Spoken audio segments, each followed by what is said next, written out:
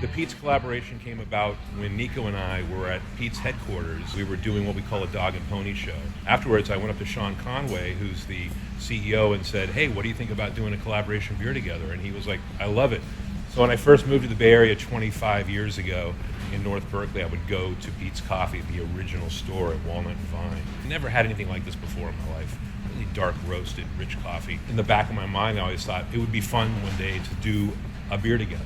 For 1966 Coffee IPA, our idea was actually to try to match the hops, not to do something offsetting or complementary. We were very specifically thinking about an Ethiopian coffee to begin with, because they're really aromatic. We wanted something that would punch through into the beer. Ethiopian Supernatural is definitely one of the most complex coffees.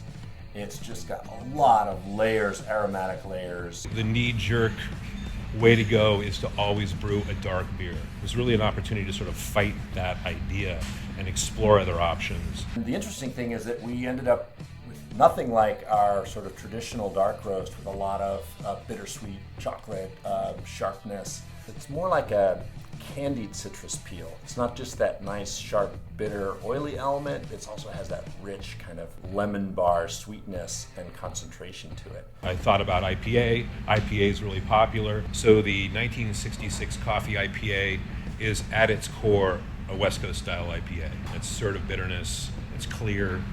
And the roast that we chose for this coffee beer is actually also what we might call a golden roast. Really light, fewer of those sharp, pungent, roasty notes. And then you marry in this Ethiopian Supernatural coffee that Peet's has, which has these amazing blueberry and fruit notes.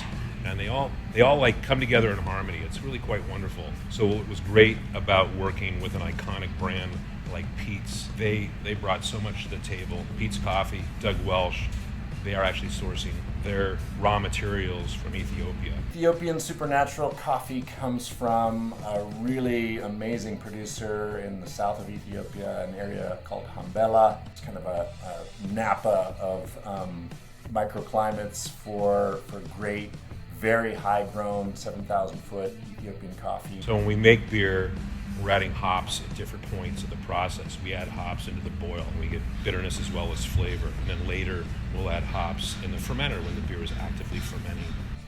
It's about flavor first. It's about exploration, even insurrection in this case. And what's great about the Bay Area is it is a magnet if you're creative to come here and make something happen. We've done that with beer. Peet's has done that with coffee. You see it in the music world. One of the places where the free speech movement was born, and I think the design captures a lot of that 60s kind of turbulence and creativity.